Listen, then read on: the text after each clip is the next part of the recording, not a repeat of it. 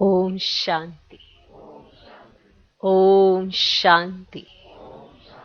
आज की तारीख है 30 सितंबर 2021। साकार महावाक्य। बाबा कहते मीठे बच्चे, अभी ये रावण राज्य, पुरानी दुनिया खत्म हो, नई दुनिया आ रही है।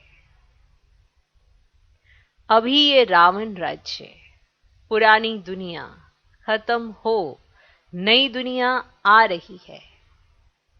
इसलिए श्रीमत पर चल पवित्र बनो। इसलिए श्रीमत पर चल पवित्र बनो तो श्रेष्ठ देवी देवता बनेंगे। अभी ये रावण राज्य, पुरानी दुनिया खत्म हो, नई दुनिया आ रही है। इसीलिए श्रीमत पर चल पवित्र बनो तो श्रेष्ठ देवी देवता बनेंगे। आज का प्रश्न, बाप अपने बच्चों को सत्यनारायण की कथा सुनाते हैं, उस कथा का रहस्य क्या है? बाप अपने बच्चों को सत्यनारायण की कथा सुनाते हैं, उस कथा का रहस्य क्या है?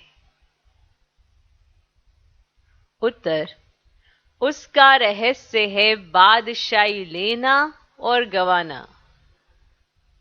बादशाही लेना और गवाना। अलफ को अल्लाह मिला तो गद्दाई छोड़ दी। अलफ को अल्लाह मिला तो गदाई छोड़ दी। जो विश्व के मालिक थे वही 84 जन्म ले राजाई गवा देते हैं।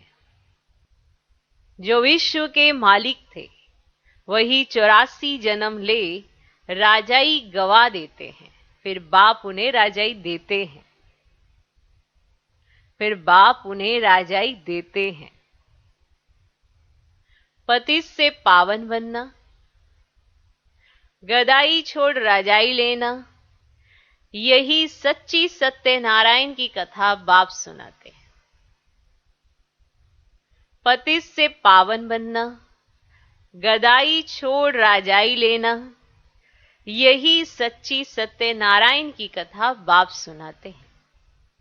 तो बाप अपने बच्चों को सत्यनारायण की कथा सुनाते हैं, उस कथा का रहस्य क्या है? उत्तर, उसका रहस्य है बादशाही लेना और गवाना। अलफ को अल्लाह मिला तो गदाई छोड़ दी। जो विश्व के मालिक थे वही 84 जन्म ले राजाई गवा देते हैं। फिर बाप उन्हें राजाई देते हैं। पतित से पावन बनना, गदाई छोड़ राजाई लेना, यही सच्ची सत्यनारायण की कथा बाप सुनाते हैं। क्या सुनाते हैं? कथा, सच्ची सच्ची कथा। आज का गीत है, आखिर वे दिन आया आज। ओम शांति। ओम शांति का अर्थ तो रूहानी बाप ने समझाया है। ओम माना अहम आत्मा हूं और मेरा शरीर है। आत्मा तो देखने में नहीं आती है, ये समझ में आता है मैं आत्मा हूं, ये मेरा शरीर है। आत्मा में ही मन बुद्धि है, शरीर में बुद्धि नहीं है। आत्मा में ही मन बुद्धि है, शरीर में बुद्धि नहीं है। आत्मा में ही संस्कार अच्छे व बुरे रहते हैं। मुख्य है आत्मा, उस आत्मा को कोई देख नहीं सकते हैं। शरीर को आत्मा देखती है। आत्मा बैठी है ना अंदर, वो शरीर को देखती है। आत्मा को शरीर नहीं देख सकता। माना शरीर अपने आप में आत्मा को नहीं देख सकता, आत्मा शरीर को देख सकती है ना? वंडरफुल बात। जान सकते हैं कि आत्मा निकल जाती है तो शरीर जड़ हो जाता है। माना शरीर तो एक आधार हो गया ना, करने वाली तो सब कुछ आत्मा है। तो आत्मा देखी नहीं जाती है, शरीर देखा जाता है। आत्मा दिखती नहीं, शरीर दिखता है, पर शरीर स्वयं को देखता नहीं, आत्मा शरीर को देखती है। तो शरीर हमें दिखता है, किसको दिखता है? आत्मा को। आत्मा देखी नहीं जाती है, शरीर देखा जाता है। वैसे ही आत्मा का जो फादर है, आत्मा का जो फादर है जिसको ओ गॉड फादर कहते हैं, वह भी देखने में नहीं आते हैं। जैसे आप आत्मा को नहीं देख सकते हो तो आत्मा के पिता को भी नहीं देख सकते हो। ठीक, उनको समझा जा सकता है, जाना जा सकता है। जैसे आत्मा को भी आपने समझ लिया, जान लिया है, ऐसे परमात्मा को तो और समझा जा सकता है, जाना जा सकता है, पर देखा नहीं जा सकता है। क्लियर? बहुत अच्छे से अगर आत्मा और शरीर का कंट्रास्ट क्लियर हो जाता है ना, तो बहुत सारे प्रश्नों का उत्तर आ जाता है। अगर यही कंट्रास्ट क्लियर नहीं है तो मूंझे मूंझे से रहते हैं, क्योंकि जहां पर अपने को आत्मा समझना है वहां शरीर समझकर डील करने लगते हैं, खुद के साथ ही और बाकी सब चीजों के साथ भी, तो फंस जाते हैं। और ये फंस रही है आत्मा, पर शरीर समझ के फंस रहे हैं कि ऐसा नहीं होता, ऐसा होना चाहिए, ऐसा नहीं होता, ऐसा होना चाहिए। अगर ऐसा वैसा समझना है तो आत्मा और शरीर को अलग अलग करके देखो, तो स्पष्ट समझ में आएगा कि आत्मा के माता पिता कौन, आपने शरीर धारण किया तो शरीर के माता पिता कौन, और जो आपके शरीर के माता पिता है उनके भी कोई पिता हैं, तो वो आत्माओं के पिता हैं। अब जो आत्माओं के पिता है, अगर आप अपने को आत्मा समझेंगे, उनको भी आत्मा देखेंगे, तो पता चलेगा कि हम सब तो भाई भाई हो गए। शरीर के नाते से संबंध अलग अलग हो गए, पर अगर आत्मा के नाते से देखें तो आत्माओं का पिता एक और हम सब एक पिता की संतान, आपस में भाई भाई हो गए। अब इस कंट्रास्ट को भी समझ वही सकता है जो आत्मा और शरीर को अलग अलग देखता है। तो इसे अलग अलग समझने से आपको सब कुछ समझ में आ जाता है, वरना वही द्वंद्व चलते रहते हैं। जहां शरीर समझ लिया वहां कई तरह के प्रश्न उठते रहते हैं, फिर उन्हीं प्रश्नों का उत्तर चाहते हैं, पर समझ तो शरीर रहे हैं ना, और बाप शरीरों को तो बढ़ाने आया नहीं। शरीर तो यही छूट जाते हैं। संस्कारी बनती है आत्मा, शरीर नहीं। तो आत्मा ने संस्कार धारण करने हैं, परमात्मा बाप पर का या शरीर प्रवेश कर हमें संस्कार सिखाते हैं, पढ़ाते हैं, समझाते हैं, अच्छे बुरे की समझ देते हैं। अब वो जो अच्छा बुरा है, जो हमारी नजर में पता नहीं क्या था, लेकिन जब भगवान ने आकर समझाया तो ओरिजिनल में पता चला कि अच्छा क्या, बुरा क्या। ऐसे हम कई बार सोचते हैं कि हम तो अच्छा ही सोचते हैं, फिर भी ऐसा ही क्यों होता है या वैसा ही क्यों होता है, किसी को हमारी बात बुरी क्यों लग जाती है, हमने तो अच्छा सोच के किया फिर भी बुरा क्यों होता है। तो कहीं ना कहीं भाव स्वभाव भी तो बीच में आ जाता है ना। बात तो वही करोगे, लेकिन उसमें भाव स्वभाव और भावना बीच में आ जाने से बात का भाव ही बदल जाता है, और जब बात बदल जाती है तो एडॉप्शन भी बदल जाती है, समझना भी बदल जाता है। तो समझने की जरूरत है। और आत्मा ये सब क्या हो गई ब्रदर्स। अब आत्मा और शरीर का कंट्रास्ट अच्छे से जब बुद्धि में क्लियर हो जाएगा तो ये भाई भाई का नाता क्यों है, बहन भाई का नाता कब बनता है, सब कुछ स्पष्ट हो जाता है। इसके लिए कोई मेहनत की जरूरत नहीं है, सिर्फ एक बात को समझने की जरूरत है, ये रहा शरीर और अंदर बैठी है आत्मा, और जो बोल रही है वो आत्मा है, शरीर नहीं। शरीर तो आधार है आपका। ओके, शरीर में आते तो कहेंगे ये भाई भाई है, वह भाई बहन है। आत्माओं का बाप है परमपिता परमात्मा। जिस्मानी भाई बहन एक दो को देख सकते हैं, आत्माओं का बाप सभी का एक है, उनको देख नहीं सकते। अब जिस्मानी भाई बहन माना लौकिक में भी आप, वैसे भी आप भाई बहनों को अब देख पा रहे हो ना, शरीर के नाते से देख पा रहे हो, लेकिन परमात्मा को नहीं देख सकते आप, आत्मा को नहीं देख सकते आप। क्लियर? तो बाप आए हैं पुरानी दुनिया को नया बनाने। नई दुनिया सतयुग थी, ये पुरानी दुनिया कलयुग है। इनको अब बदलना है, चेंज होना है। इस पुरानी दुनिया को नई दुनिया में चेंज होना है। जैसे पुराना घर खत्म हो नया घर बनता है ना, वैसे ये पुरानी दुनिया खलास होनी है। सतयुग के बाद त्रेता, द्वापर, कलयुग, फिर सतयुग आना जरूर है। वर्ल्ड की हिस्ट्री ज्योग्राफी रिपीट होनी है, सतयुग में होता है देवी देवताओं का राज्य। आधा कल्प चलता है सूर्यवंशी और चंद्रवंशी। उनको कहा जाता है लक्ष्मी नारायण की डिनाइस्टी, राम सीता की डिनाइस्टी। तो ये सहज है ना। फिर द्वापर कलयुग में और धर्म आते हैं। फिर देवी देवताएं जो पवित्र थे वे अपवित्र बन जाते हैं। इनको कहा जाता है रावण राज्य। रावण को वर्ष वर्ष जलाते हैं, परंतु जलता ही नहीं है। यह है सबका बड़ा दुश्मन, इसीलिए उनको जलाने की रस्म पड़ गई है। भारत का नंबर 1 दुश्मन है रावण, और नंबर 1 दोस्त सदा सुख देने वाला है खुदा। सुख देने वाला है कौन? खुदा। तो खुदा की याद में रहेंगे तो सुख की अनुभूति होगी, रावण के साथ रहेंगे तो दुख की अनुभूति होगी। खुदा को दोस्त कहते हैं ना। इस पर एक कहानी भी है, कहानी भी तो है, खुदा दोस्त, खुदा है दोस्त, कहानी है ना इस पे।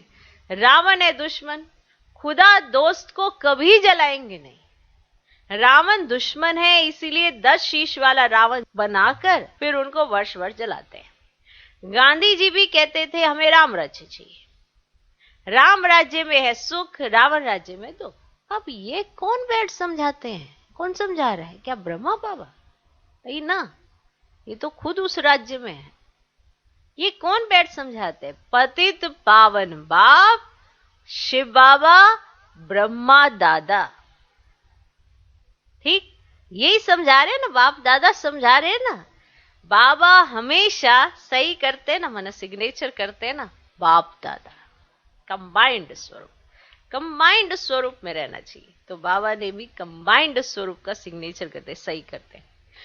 प्रजापिता ब्रह्मा भी तो सबका होगा ना, जिसको एडम कहा जाता है, उनको ग्रेट ग्रेट ग्रैंडफादर कहा जाता है। मनुष्य सृष्टि में प्रजापिता ब्रह्मा द्वारा ब्राह्मण, फिर ब्राह्मण सो देवी देवता बनते हैं, देवता क्षत्रिय वैश्य शूद्र बन जाते हैं। इनको कहा जाता है प्रजापिता ब्रह्मा, मनुष्य सृष्टि का बड़ा।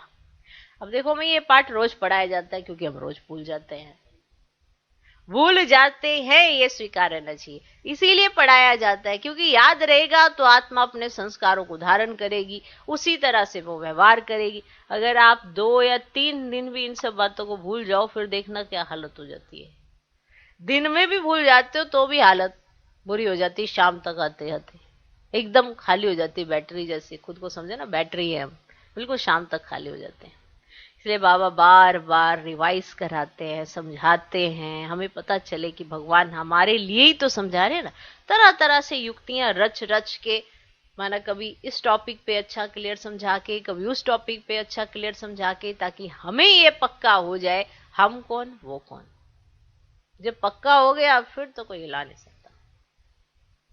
प्रजापिता ब्रह्मा द्वारा ब्राह्मण, फिर ब्राह्मण सो देवी देवता बनते हैं, देवता क्षत्रिय वैश्य शूद्र बन जाते हैं। इनको कहा जाता है प्रजापिता ब्रह्मा, मनुष्य सृष्टि का बड़ा। प्रजापिता ब्रह्मा के कितने ढेर बच्चे हैं, बाबा बाबा कहते रहते हैं। यह है साकार बाबा। शिव बाबा है निराकार बाबा। गाया भी जाता है प्रजापिता ब्रह्मा द्वारा नई मनुष्य सृष्टि रचते हैं। यह है पतित दुनिया, रावण राज्य। अब रावण की आसुरी दुनिया खत्म हो जाएगी, उसके लिए यह महाभारत लड़ाई है। फिर सत्युग में इस रावण दुश्मन को कोई जलाएंगे ही नहीं, रावण होगा ही नहीं। रावण ने ये दुख की दुनिया बनाई। ऐसे नहीं जिनके पास पैसे बहुत हैं, बड़े बड़े महल आदि हैं, वे स्वर्ग में हैं। बाप समझाते हैं बल्कि इसके पास करोड़ है, परंतु शांति नहीं है। पैसे आदि तो सब मिट्टी में मिल जाने वाले हैं। नई दुनिया में फिर नई खानियां निकलती हैं, जिससे नई दुनिया के महल आदि सारे बनाए जाते हैं। इतनी खानियां भरतू हो जाती है, सोचो। यह पुरानी दुनिया अब खत्म हो जानी है। सत्युग में है वाइसलेस, संपूर्ण निर्विकारी। वहां बच्चे योग बल से पैदा होते हैं, विकार वहां होता ही नहीं। ना देह अभिमान, ना क्रोध, ना काम, ये होते ही नहीं, इनका वजूद ही नहीं है वहां पे। ऐसे कोई भी संकल्प आपको इमर्ज ही नहीं होते हैं जिसमें देह अभिमान का नाम मात्र भी कुछ हो। और यहां बिना देह अभिमान के संकल्प ही नहीं आते हैं। ऐसा प्रभाव है रावण का। वहां वो संकल्प ही नहीं आते हैं, ना किसी बात पे क्रोध आता है, ना काम विकार, ना देह अभिमान। 5 विकार होते ही नहीं, इसीलिए वहां कब रावण को जलाते ही नहीं। यहां तो रावण राज्य है, इसीलिए सब पुकारते हे पतित पावन आओ। वह तो लिबरेटर भी है, सबका दुख हरता है। अभी सब रावण राज्य में है, बाप को आकर छुड़ाना पड़ता है। अब बाप कहते तुम पवित्र बनो, ये पतित दुनिया खत्म होनी है। जो श्रीमत पर चलेंगे वह श्रेष्ठ देवी देवता होंगे, मानेंगे ना। विनाश तो होना है, सब खत्म हो जाएंगे, बाकी कौन बचेंगे। जो श्रीमत पर पवित्र रहते हैं वही बाप की मत पर चल विश्व की बादशाही का वर्षा पाते हैं। इन लक्ष्मी नारायण का राज्य था ना, अभी तो रावण राज्य है जो खत्म होना है। सत्युगी राम राज्य स्थापन होना है। राम वह सीता वाला नहीं, वो सीता वाला नहीं। अब शास्त्रों में तो बहुत फालतू बातें लिख दी है। लंका ये सारी दुनिया है, इसमें रावण का राज्य है। भारत सोने की चिड़िया था सतयुग में, जबकि दूसरा कोई राज्य ही नहीं था। बाप भारत में आकर फिर से सोने की चिड़िया स्वर्ग बनाते हैं। बाकी जो इतने धर्म है सब खत्म हो जाएंगे, समुद्र भी उछल मारेगा। बॉम्बे क्या था, एक छोटा सा गामड़ा था। अभी सत्युग की स्थापना होती है, फिर बॉम्बे आदि रहेगी नहीं। सत्युग में बहुत थोड़े मनुष्य होते हैं। कैपिटल दिल्ली होती है, जहां लक्ष्मी नारायण का राज्य होता है। दिल्ली सत्युग में परिस्थान थी, दिल्ली ही गद्दी थी। राम राज्य में भी दिल्ली ही कैपिटल रहती है, परंतु राम राज्य में हीरे जवाहरातों के महल थे, अथाह सुख था। बाप कहते तुमने विश्व का राज्य गवाया है, मैं फिर से देता हूं, तुम मेरी मत पर चलो। श्रेष्ठ बनना है तो सिर्फ मुझे ही याद करो और किसी देदारी को याद नहीं करो। अपने को आत्मा समझ मुझ बाप को याद करो तो तुम तमो प्रधान से सतो प्रधान बन जाएंगे। तुम मेरे पास चले आएंगे, तुम मेरे गले की माला बन, फिर विष्णु के गले की माला बन जाएंगे। माला में ऊपर मैं हूं, माला में ऊपर हूं मैं। फिर युगल है ब्रह्मा सरस्वती, वही सत्य के महाराजा महारानी बनते हैं। उन्हों की फिर सारी माला है जो नंबरवार गद्दी पर बैठते हैं। मैं भारत को इन ब्रह्मा सरस्वती और ब्राह्मणों द्वारा स्वर्ग बनाता हूं। जो मेहनत करते हैं उन्हों के फिर यादगार बनते हैं। आत्माओं का रहने का स्थान है परम धाम, जिसको ब्रह्मांड भी कहते हैं। हम सब आत्माएं वहां स्वीट होम में रहने वाली हैं बाप के साथ। वह है शांति धाम। मनुष्य चाहते हैं हम मुक्ति धाम में जाएं, माना यहां से छूटे, परंतु वापस कोई जा ही नहीं सकते, सबको पाठ में आना ही है। तब तक बाप तुमको तैयार करते रहते हैं, तैयार करते रहते हैं ना। तुम तैयार हो जाएंगे तो वहां जो भी आत्माएं वे सब आ जाएंगी, फिर खल्लास। तुम जाकर नई दुनिया में राज्य करेंगे, फिर नंबरवार चक्र लगेगा, ऐसे चक्र चलेगा।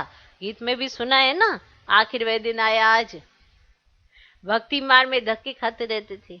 अब बाप है ज्ञान सूर्य, अब ज्ञान सूर्य प्रगटा, अज्ञान अंधेर विनाश। अभी तुम्हारी बुद्धि में सृष्टि के आदि मध्य अंत का ज्ञान है।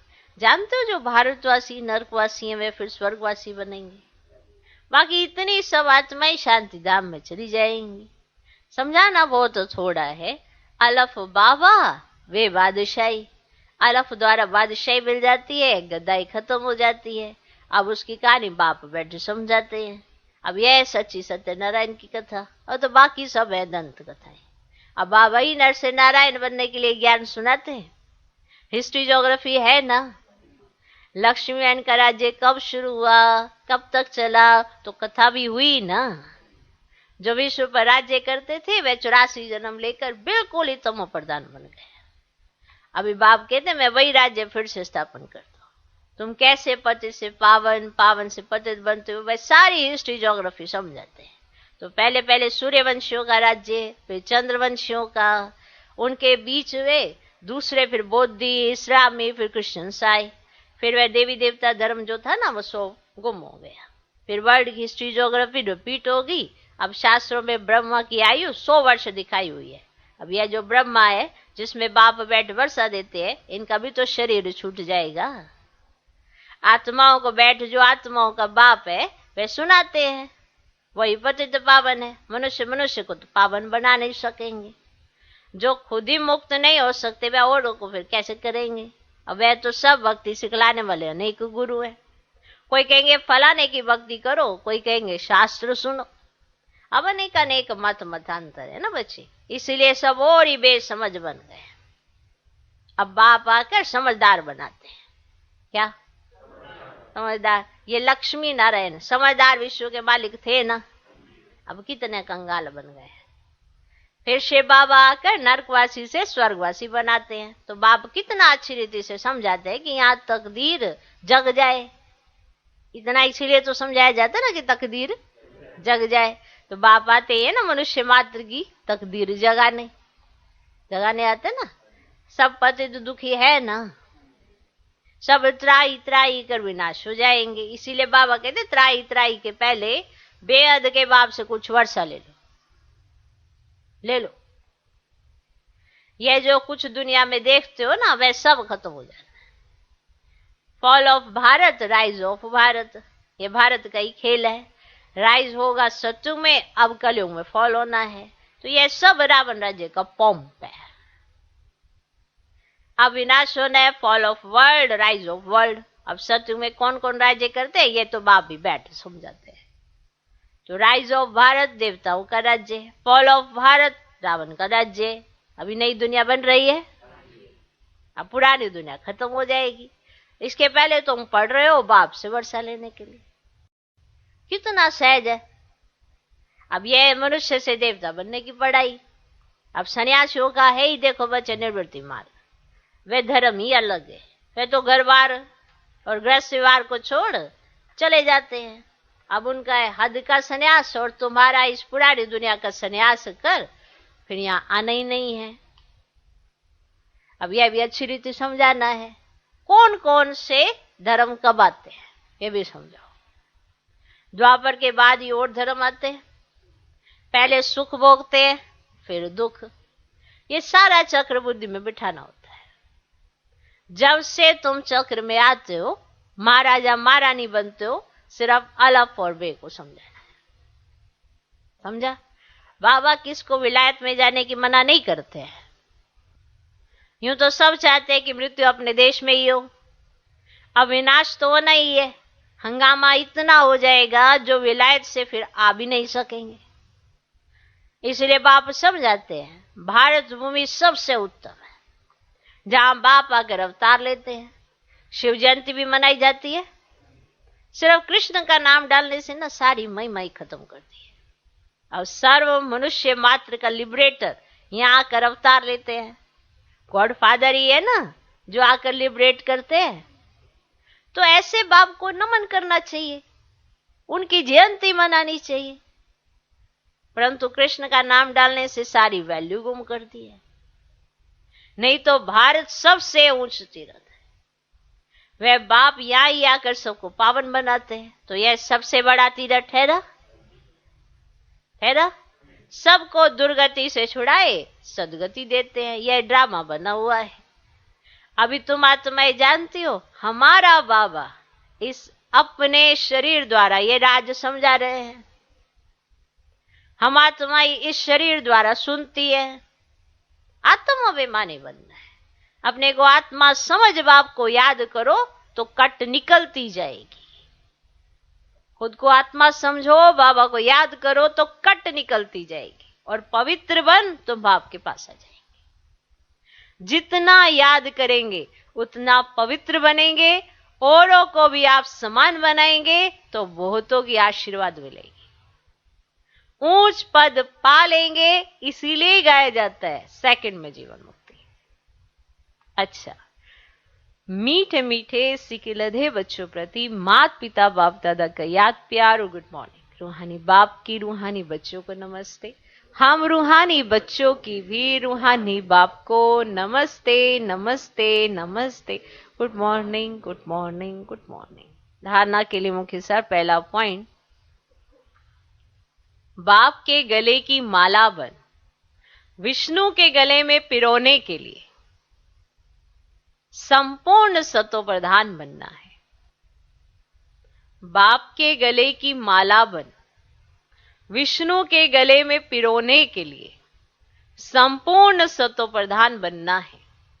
एक बाप की मत पर चलना है। एक बाप की मत पर चलना है। बाप के गले की माला बन विष्णु के गले में पिरोने के लिए संपूर्ण सतो प्रधान बनना है।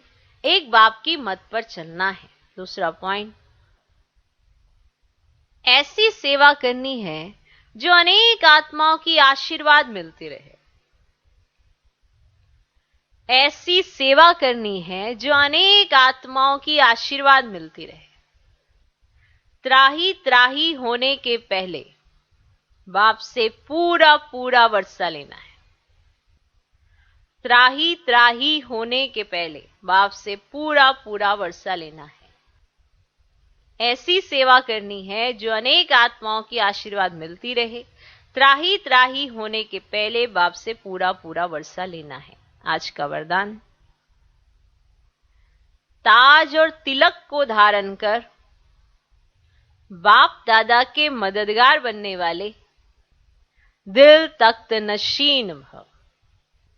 ताज और तिलक को धारण कर बाप दादा के मददगार बनने वाले दिल तख्त नशीन भव। जब कोई तख्त पर बैठते हैं तो तिलक और ताज उनकी निशानी होती है।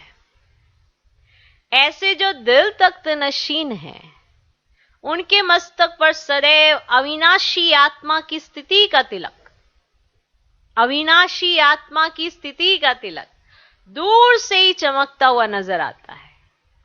सर्व आत्माओं के कल्याण की शुभ भावना उनके नैनों से व मुखड़े से दिखाई देती है। सर्व आत्माओं के कल्याण की शुभ भावना उनके नैनों से व मुखड़े से दिखाई देती है। उनका हर संकल्प, वचन और कर्म बाप के समान होता है। उनका हर संकल्प, वचन और कर्म बाप के समान होता है। आज का स्लोगन, सरल याद के लिए सरलता का गुण धारण करो। सरल याद के लिए सरलता का गुण धारण करो। संस्कारों को सरल बनाओ।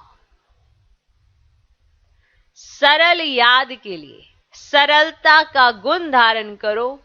संस्कारों को सरल बनाओ। ओम शांति।